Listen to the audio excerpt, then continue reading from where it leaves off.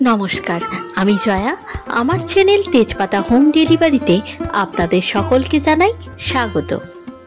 আজ আমি আপনাদের যে ভিডিওটি শেয়ার করতে চলেছি, এটি একটি ঘরযোগে সাধভক্ষণ অনুষ্ঠান উপলক্ষে আয়োজিত হয়েছিল, যার আয়োজনে ছিল দেরাদুন চালের ভাত, 7 রকম ভাজা, ভেজ ডাল, ফুলকপি আলুর তরকারি, মাছের ঝাল, মটন কষা, চাটনি, পাঁপড় ও পায়েস।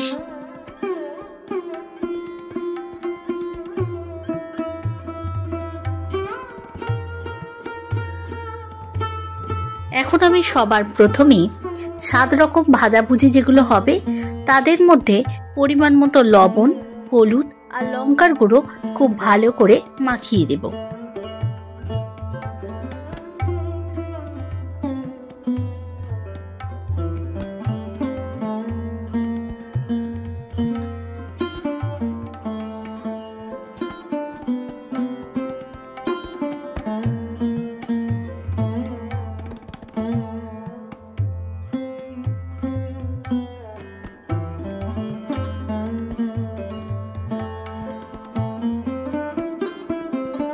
এখন কড়ায় সর্ষের তেল দিয়ে দেব। তেল গরম হলে ফুলকপির তরকারির আলু ভেজে নেব।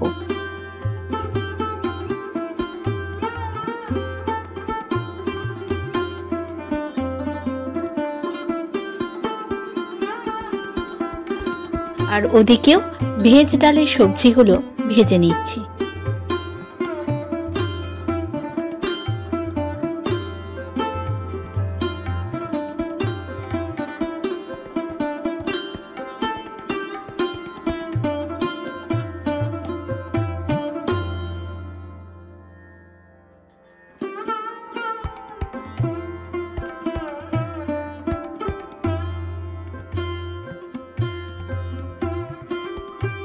ফুলকপির তরকারির আলু ভাজা হয়ে গেছে, এখন তুলে নিচ্ছি।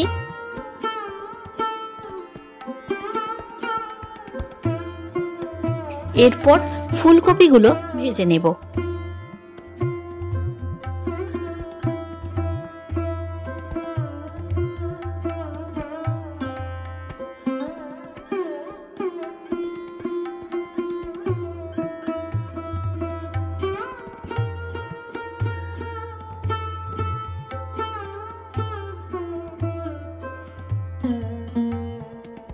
ডালটা এদিকে খুব ভালো করে ভেজে নিয়ে জল দিয়ে সিদ্ধ করে নেব।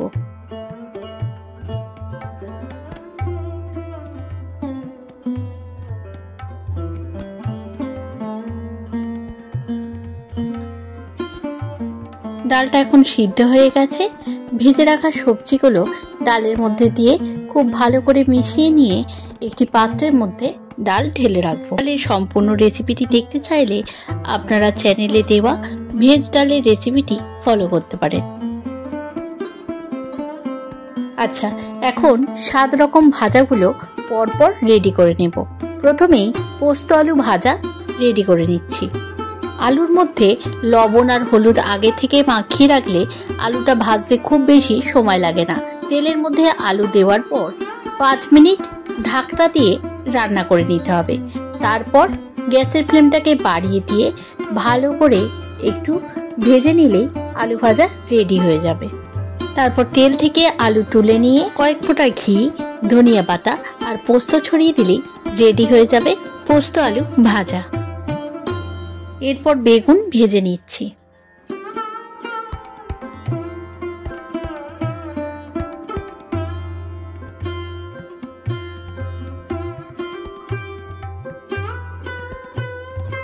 বেগুন ভাজা হয়ে গেছে, এখন পটল ভেজে নেব। আজকের পটলগুলো যেহেতু মাঝখান থেকে কেটে না দিয়ে পটলের 2 ধারটা ডিজাইন করে জাস্ট সাইডগুলো কাটা রয়েছে, তাই এই ধরনের পটলগুলো ভাজার সময় প্রথমে একটু ঢাকনা দিয়ে ভেজে নিয়ে তারপর হাই ফ্লেমে ভালো করে ভেজে তুলে নিলে পটলগুলো খুব ভালো ভাজা হয়। এরপর সিম ভেজে নিচ্ছি।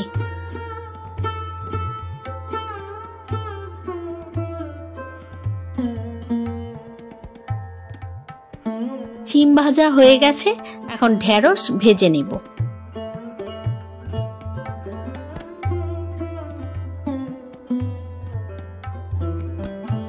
এরপর বাদাম দিয়ে শাক ভাজা করে নেব। তাই প্রথমে চীনা বাদামগুলো তেলের মধ্যে হালকা করে ভেজে নিয়ে তুলে নিচ্ছি। তারপর কড়ায় শুকনো লঙ্কার ফোড়ন দিয়ে শাক দিয়ে দেব।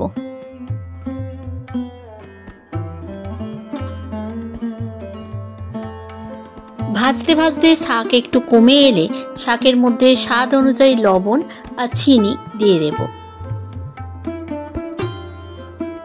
এরপর শাকের মধ্যে থাকা জল যখন পুরোপুরি শুকিয়ে গিয়ে শাকটা একদম ঝরঝরে হয়ে যাবে, তখন ভেজে রাখা বাদাম শাকের মধ্যে মিশিয়ে তুলে নেব।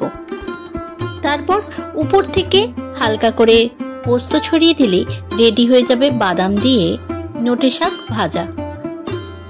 এদিকে এখন পায়েসটা বসিয়ে দেব।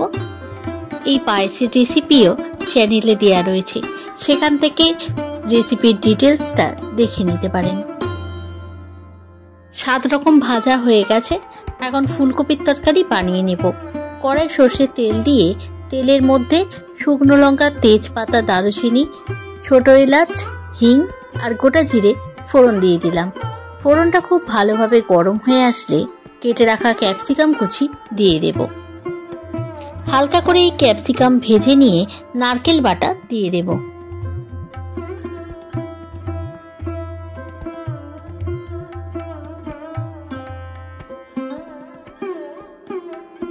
নারকেলটা একটু ভেজে নিয়ে টমেটোর পেস্ট দিয়ে দেব।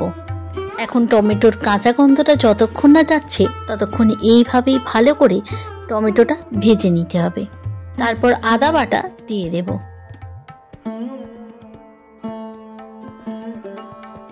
এরপর লঙ্কা ও হলুদের গুঁড়ো দিয়ে দেব।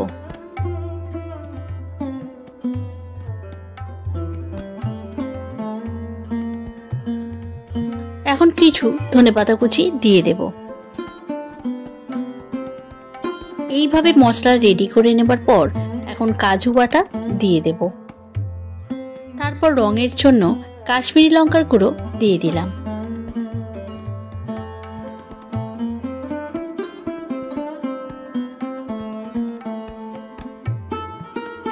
এখন অল্প জল দিয়ে মশলাটাকে ধীরে ধীরে খুব ভালো করে রেডি করে নিতে হবে। তারপর পরিমাণ মতো জল দিয়ে স্বাদ অনুযায়ী লবণ আর চিনি দিয়ে ভালো করে জলটা ফুটিয়ে নিতে হবে।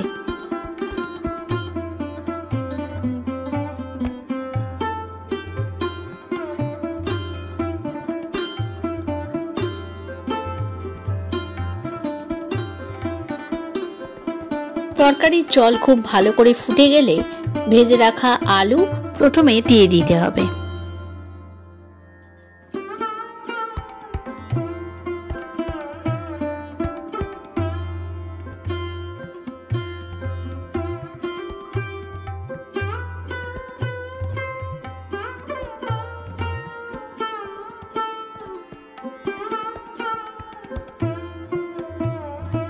তারপর আলু সিদ্ধ হয়ে গেলে ভেজে রাখা কপিগুলো দিয়ে দিতে হবে।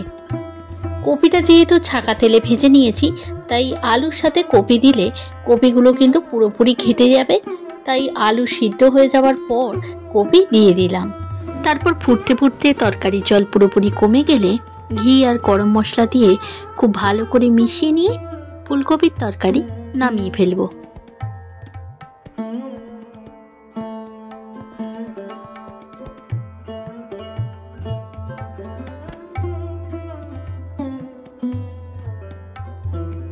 এরপর ভেজ ডাল রেডি করে নিলাম।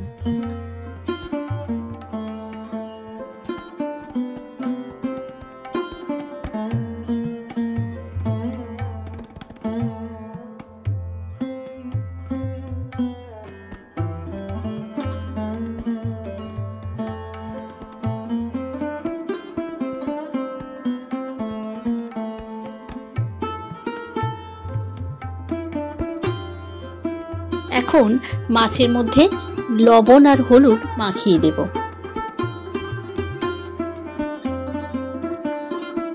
তারপর কড়াই সর্ষের তেল দিয়ে তেলটা খুব ভালোভাবে গরম হলে মাছগুলো একে একে ভেজে নিব। মাছ ভাজা হয়ে গেছে। এখন কড়াই পড়ে থাকা একই তেলের মধ্যে রসুন বাটা দিয়ে রসুনটা হালকা করে ভেজে নিলাম। তারপর দিয়ে দিলাম পেঁয়াজ বাটা। পেঁয়াজটাকেও এখন হালকা করে ভেজে নেব। তারপর সর্ষে পোস্ত বেটে জলের মধ্যে গুলে রেখেছিলাম, সেটাই এখন দিয়ে দিলাম। এরপর লঙ্কার গুঁড়ো আর হলুদের গুঁড়ো দিয়ে দেব। এইভাবে মশলাটা ভালো করে কষে নিয়ে পরিমাণ মতো জল দিয়ে দেব। আর এর মধ্যেই দিয়ে দিলাম কয়েকটি ছিঁড়ে রাখা কাঁচা লঙ্কা। তারপর স্বাদ অনুযায়ী লবণ দিয়ে ভালো করে গ্রেভি ফুটিয়ে নিয়ে ভেজে রাখা মাছগুলো গ্রেভিতে দিয়ে দেব। মাছ একটু ভালো করে ফুটে গেলে উপর থেকে ধনেপাতা কুচি ছড়িয়ে দিয়ে মাছের ঝাল নামিয়ে নেব। এরপর এখন মটন কষা বানিয়ে নেব।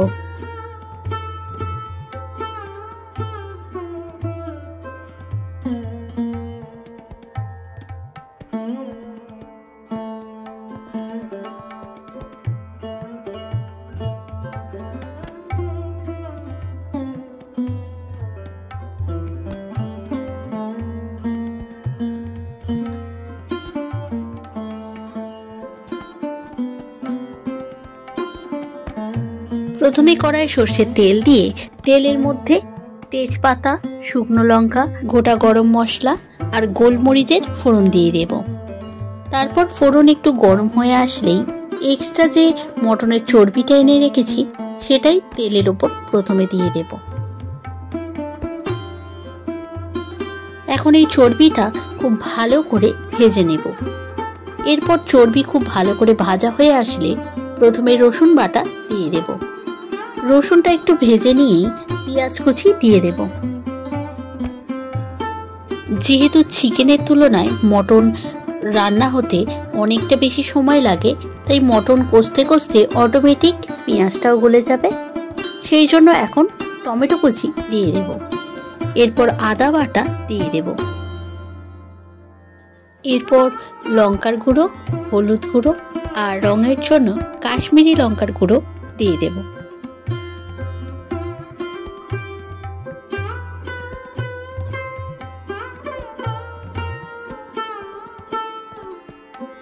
এখন দিয়ে দিচ্ছি মিট মশলা।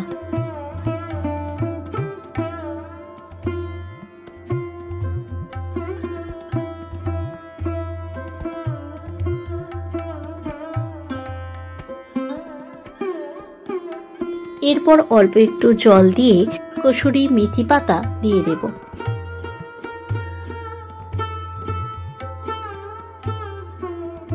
এখন দিয়ে দিচ্ছি ভেজে রাখা ধনে গুঁড়ো। তারপর স্বাদ অনুযায়ী লবণ দিয়ে মশলাটা একটু ভালো করে কষে নিয়ে টেজকিতে থাকা মটনের উপর এই গ্রেভিটা দিয়ে দেব। কারণ আজকের এই মটনটা আমি টেজকির মধ্যেই বানাবো, তাই প্রথমে খুব ভালো করে কড়ায় মটনের গ্রেভি রেডি করে নিয়েছি। এরপর এই গ্রেভিটা মটনের উপর ঢেলে দিয়ে খুব ভালো করে মিশিয়ে নিব।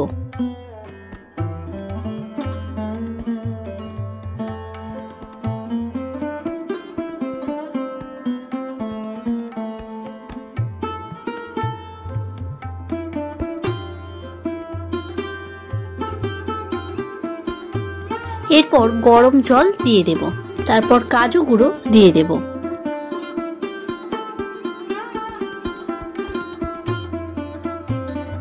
এই যে দেখুন, মটন এইভাবে কষতে কষতে এর রংটা কিভাবে বদলে যাচ্ছে।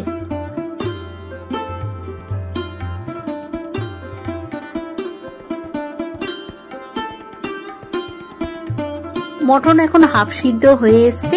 এই সময় টক দই দিয়ে দেব। মটনের মধ্যে প্রথমেই টক দই দিয়ে দিলে মটন সিদ্ধ হতে একটু বেশি সময় লাগে, তাই টক দইটা মটন হাফ সিদ্ধ হয়ে আসলে তারপর দিয়ে দিলে বেশি ভালো হয়। এখন একটু চিনি দিয়ে দিচ্ছি।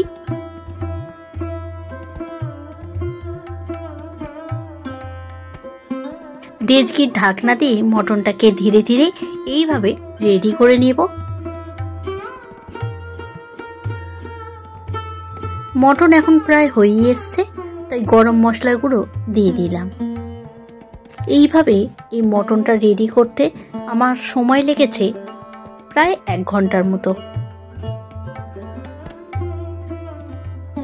মটন কষা এখন পুরোপুরি রেডি হয়ে গেছে।